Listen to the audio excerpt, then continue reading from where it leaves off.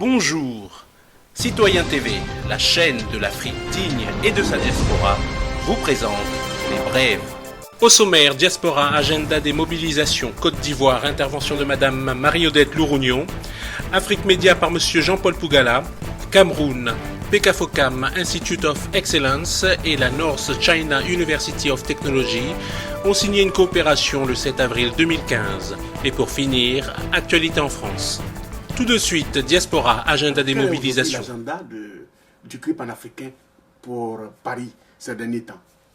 Nous lançons un appel vibrant aux camarades pour sortir massivement ce samedi 22 août, à la place de la République, pour continuer ce travail que nous avons commencé depuis bientôt 5 ans. Ensuite, nous organisons un voyage à La Haye pour voir le président Laurent Gbagbo et le ministre Charles Blé Goudé. Donc ce voyage a lieu le vendredi 28, donc départ à la gare du Nord, et nous leur demandons donc de prendre contact avec Marie-Louise Zézé, qui vend donc les tickets, pour que nous revenions le samedi.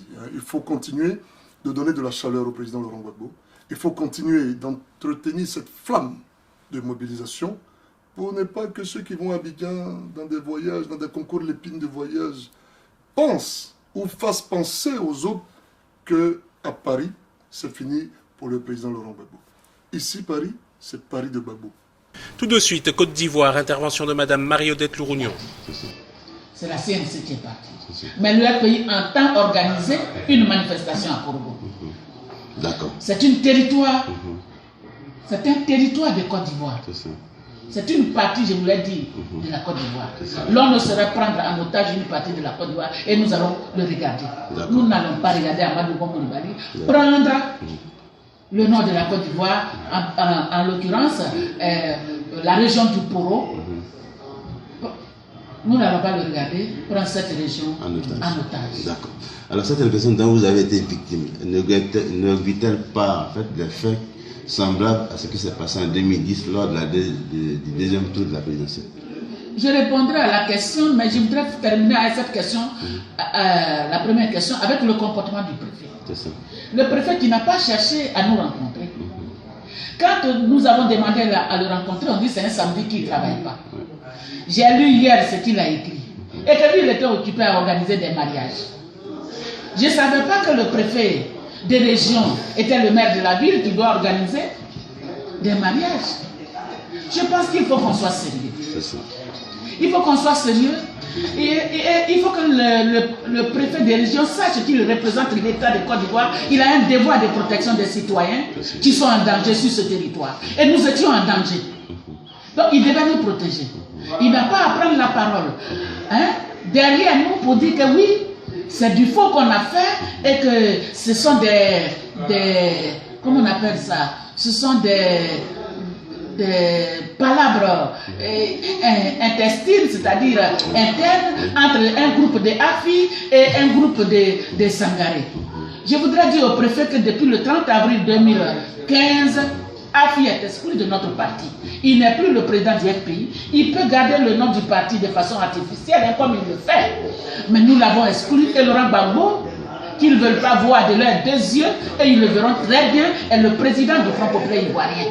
Il faut que Daouda Coulibaly l'accepte. Et il faut que Amadou Gon Coulibaly l'accepte. Il faut que le RDR l'accepte. D'accord. Alors, je détenu, tout ce que vous savez, en tout cas tout ce que vous avez jusque-là fustigé, les conditions sont-elles réunies pour aller à des élections apaisées? Mais le fait même qu'on nous dise, nous, une délégation de la CNC, de sortir de Korogo et de faire en sorte que personne ne sache, parce que ces enfants-là étaient préparés pour aller, ces miliciens étaient préparés pour aller nous barrer la route et qu'il fallait qu'on fasse tout pour sortir de Korogo discrètement, ne même pas dire au revoir. Ça veut tout dire, on ne peut pas faire d'élection.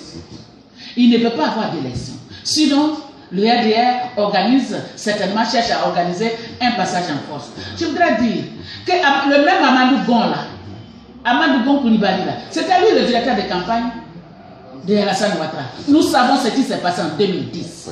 En 2010, il y a eu des femmes violées. En 2010, il y a eu des Ivoiriens tués à Korogo, dans la région du Poro, en 2010. Parce que tout simplement, il ne fallait pas voir d'autres résultats que les résultats d'Alassane Ouattara.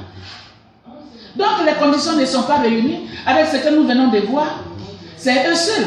Pendant qu'il a fini, je voulais vous rappeler que quand il a fini de nous chasser de la ville, lui, il a fait son cortège pour aller en campagne.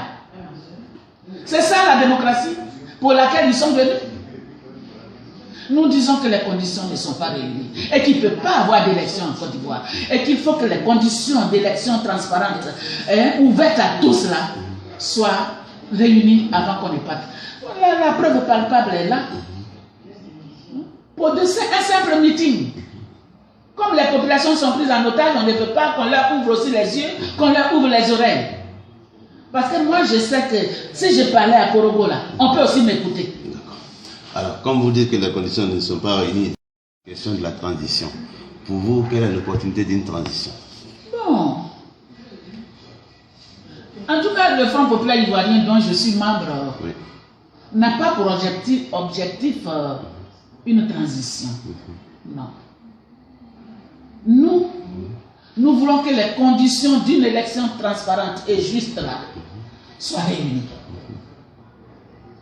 Et c'est pourquoi on se bat ensemble, que nous avons adhéré à la CNC. Donc nous nous battons pour les conditions d'élection.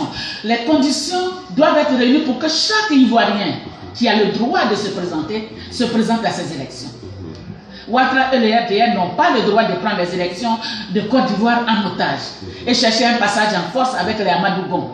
Nous n'allons pas l'accepter.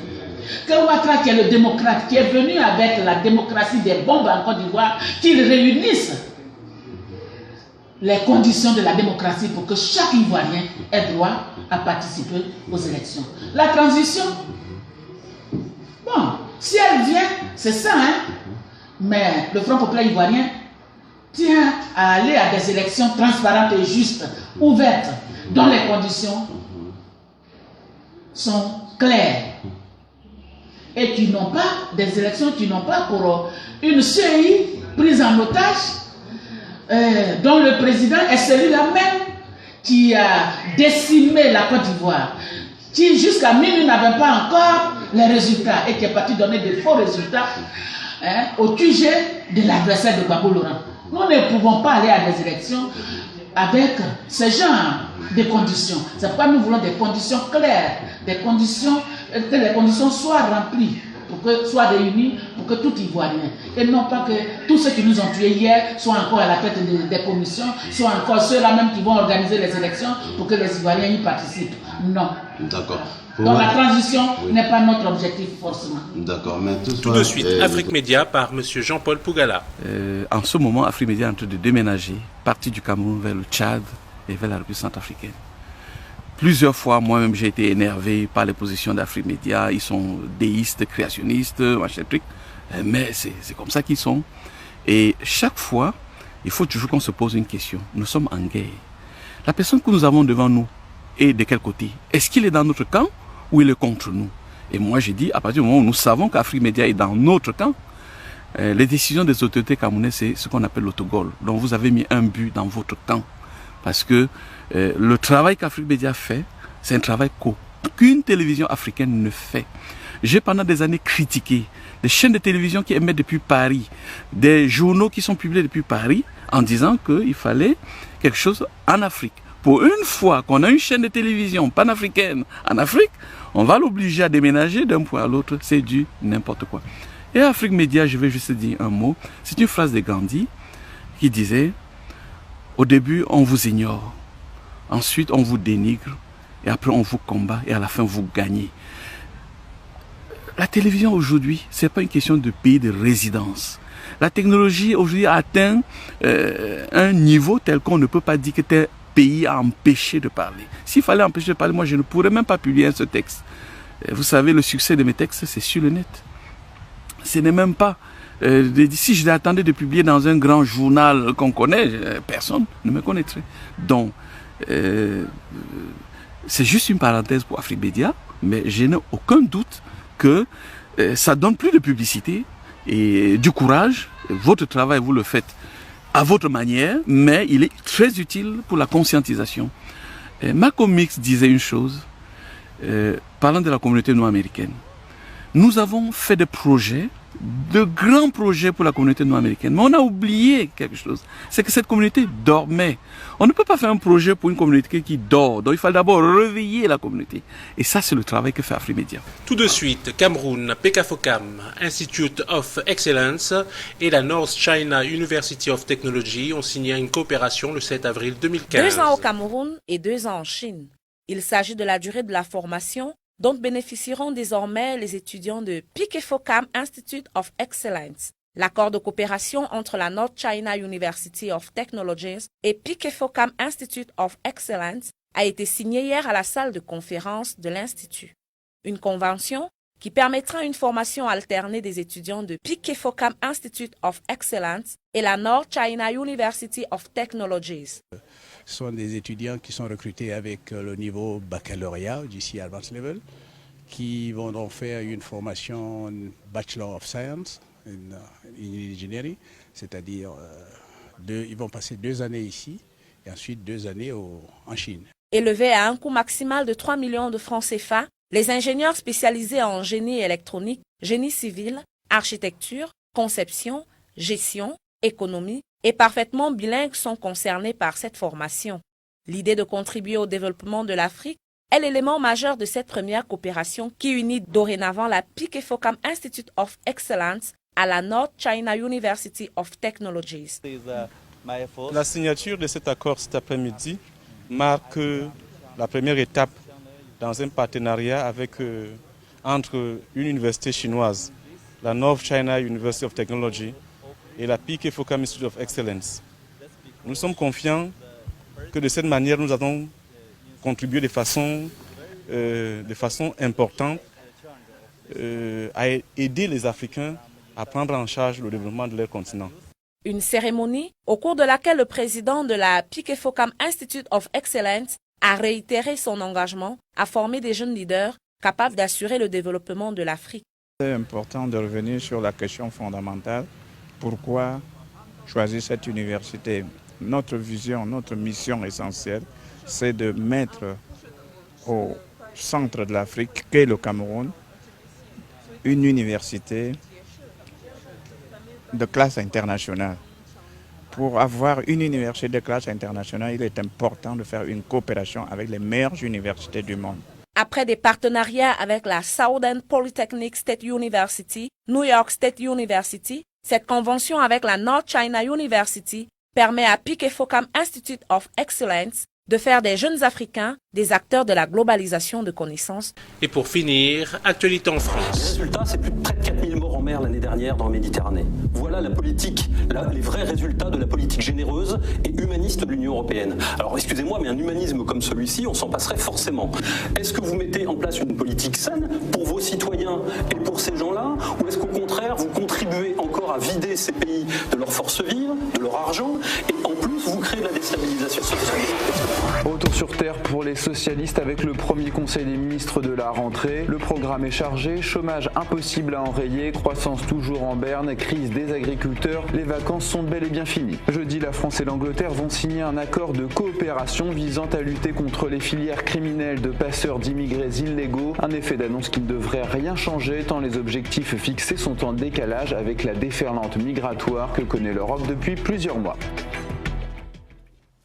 Madame, Monsieur, bonsoir. À la une de notre édition politique, la rentrée s'annonce pleine de tumultes pour le gouvernement socialiste. Ce mercredi, les ministres ont retrouvé le chemin de l'Élysée pour le premier conseil de la rentrée. Et le moins que l'on puisse dire, c'est qu'ils ont du pain sur la planche. En guise de mise en bouche, une croissance toujours aux abonnés absents malgré l'apparente confiance de Michel Sapin. Le ministre des Finances persuadé que les 1% de croissance seront au rendez-vous lors du bilan annuel de septembre. Un optimisme que les chiffres démentent pourtant de trimestre en trimestre, puisque la croissance affiche inexorablement un zéro pointé. Toujours en lien avec l'économie, la crise de l'élevage et des agriculteurs en général plombe encore plus le bilan du gouvernement. Le ministre de l'Agriculture, Stéphane Le Foll, se retrouve totalement dépassé et n'a plus qu'à espérer un énième soutien de Bruxelles pour calmer une colère grandissante sur le dossier des prix de la viande porcine. Les accords trouvés font d'ailleurs grincer des dents tous les acteurs de la filière. Le chômage est également une question épineuse pour le gouvernement. En effet, les socialistes se cassent toujours le nez sur l'inversion de la courbe, préférant jongler avec les chiffres pour minimiser leur échec. François Hollande, qui a promis qu'il ne se représenterait pas en 2017 en cas d'échec sur le plan du chômage, est plus que jamais obsédé par la question. Dans le même temps, le ministre du Travail, François Rebsamen, a officialisé sa démission à la suite du Conseil des ministres, non pas pour son incompétence, mais pour rejoindre sa ville de Dijon. En effet, le décès du maire Alain Milhaud en juillet a convaincu François Rebsamen de rentrer sur ses terres. La possibilité de nommer le socialiste frondeur Jean-Marc Germain au ministère du Travail n'est pas exclue pour tenter de resserrer les rangs du parti. Par ailleurs, les prochaines élections régionales de décembre laissent présager un nouveau cataclysme pour les socialistes. À ces dossiers brûlants viennent s'ajouter la hausse de la mortalité sur les routes, la très impopulaire loi santé ou encore l'impasse des retraites complémentaires. La totale incapacité à gérer la question des immigrés illégaux ne servira pas non plus à redorer le blason socialiste. Citoyen TV, la chaîne de l'Afrique digne et de sa diaspora, vous a présenté Les Brèves.